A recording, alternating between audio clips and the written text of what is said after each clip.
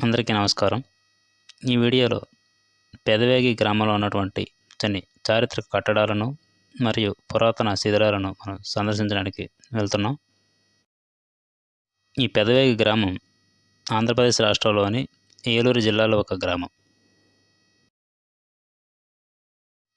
ఈ పెదవేగి ఏలూరు పట్టణానికి 12 కిలోమీటర్ల దూరంలో ఉంది.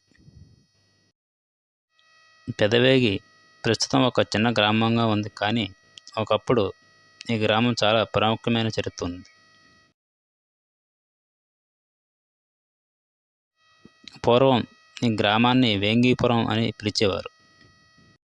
మీరు చూస్తున్నటువంటి ఈ దేవాలయం పెదవేగి గ్రామంలో ఉన్నటువంటి పురాతన శివాలయం. ఈ శివాలయం కూడా పురాతత్వ విభాగం వారి ఆధ్వర్యంలో నిర్వహిస్తున్నారు. ఈ ఆలయానికి సంబంధించి గర్భగుడి మాత్రమే ఆ కాలానికి సంబంధించిందిగా తెలుస్తుంది. ఈ ఆలయం చుట్టూరా ఉన్నటువంటి ప్రహరీ అంతా కూడా ఇటీవలే పునర్నిర్మించినట్టుగా తెలుస్తుంది. ఇక్కడ మీరు చూస్తున్న ఈ శిల్పాలన్నీ కూడా ఈ ఊరిలో జరిగినటువంటి తవ్వకాల్లో బయటపడినవి తెలుస్తున్నాయి. వేంగి రాజ్యం ఆంధ్రుల చరిత్రలో ఒక ముఖ్యమైనటువంటి ఘట్టం. అలాగే వేంగి పట్టణం ప్రముఖ పట్టణం కూడా. ఈ వేంగి రాజ్యాన్ని పల్లవులు, సాలంకాయనులు, బృహత్పలాయనులు, తూర్పు చాళుక్యులు వివిధ కాలాల్లో పరిపాలించారు. ఇక్కడ మీరు చూస్తున్న ఈ శిలాశాసనం పెదవేగిలోనే లభ్యమైంది. ఈ పెదవేగికి సమీపంలోనే జీలకర్రగూడెం ప్రాంతంలో క్రీస్తుపూర్వం 200 నాటి బౌద్ధరామ అవశేషాలు బయటపడినాయి. అందువలన శాతవాహనులు, ఇక్ష్వాకుల కాలం నాటికే ఇది ఒక ప్రముఖ నగరంగా ఉండేదని తెలుస్తోంది. ఇది శివాలయం యొక్క గర్భాలయం. 4వ శతాబ్దంలో ఇక్ష్వాకుల సామ్రాజ్యం పతనమయ్యే నాటికి విజయవేంగీపురం ఒక పెద్ద నగరంగా ఉండేది. అంతకుముందు శాలివాహన శకం 140వ కాలంలో వేంగి నగరం సాలంకాయనుల రాజధానిగా ఉండేది. అదేవిధంగా విష్ణుకుండినుల కాలంలో, తూర్పు చాళుక్యుల ఆరంభ కాలంలో ఆంధ్రదేశానికి రాజకీయంగాను, సాంస్కృతికంగాను వేంగిపురం ఒక ప్రధాన కేంద్రంగా ఉండేది.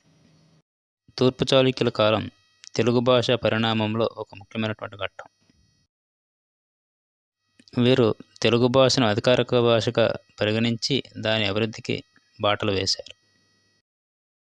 తూర్పు చాళుక్యులు లేదా వేంగి చాళుక్యులు శాలివాహన శకం 7వ శతాబ్దం నుండి 12వ శతాబ్దం వరకు దక్షిణ భారతదేశంలో కొన్ని ప్రాంతాలను పరిపాలించినటువంటి రాజవంశం.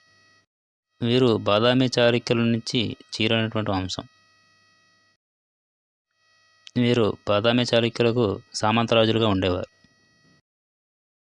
తూర్పు చాళుక్యులు పెదవేగి గ్రామాన్ని రాజధానిగా చేసుకొని శాలివాహన శకం 1001 వరకు పరిపాలించారు.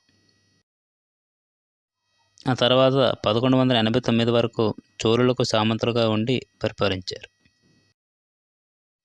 ఇక్కడ మీరు ఏదైతే చూస్తున్నారో ఇది పురాతనమైనటువంటి ఆలయ నిర్మాణం.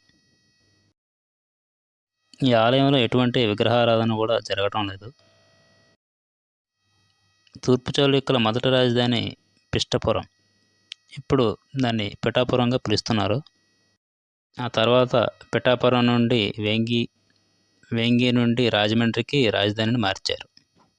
వేంగిలో 5 శతాబ్దాల పాటు జరిగినటువంటి తూర్పు చాళుక్యుల పాలన వలన ఈ ప్రాంతం మొత్తాన్ని ఏకీకృతం చేయడమే కాకుండా వారి పాలన తర్వాత భాగంలో తెలుగు సంస్కృతి, సాహిత్యం, కవిత్వం, కళలు అభివృద్ధి చెందాయి. తూర్పు చాళుక్య రాజు అయినటువంటి రాజరాజ నరేంద్రుడు చాళుక్య చోరుడిగా పేరుగాంచాడు. ఇక్కడ మీరు చూస్తున్నది చెరువు అన్నమాట. ఈ చెరువులోని నీటినే ఆనాడు గ్రామస్తులు మంచినీటిగా వినియోగించుకునేవారని స్థానికుల ద్వారా మేము తెలుసుకున్నాం.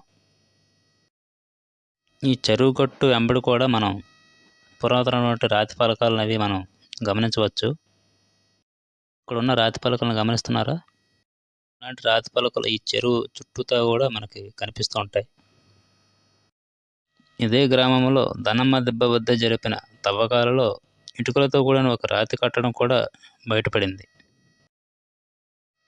ఇదే ఆ రాతి కట్టడం. గదుల నిర్మాణం వంటి దీన్ని ఒక బౌద్ధ స్తూపంగా గుర్తించారు. ఇక్కడ జరిపిన తవ్వకాలలో అనేక శిల్పాలు బయటపడ్డాయి. ఈ శిల్పాలన్నిటిని కూడా మనం ముందుగా చూసినటువంటి శివాలయంలో భద్రపరచడం మీరు గమనించారు. ఈ రాతి కట్టడం చుట్టూ కూడా ఫెన్సింగ్ కట్టి లోపలికి ఎవరు వెళ్లకుండా నియంత్రిస్తున్నారు. ఈ గదుల వంటి నిర్మాణాన్నే బౌద్ధ స్తూపంగా గుర్తించారు.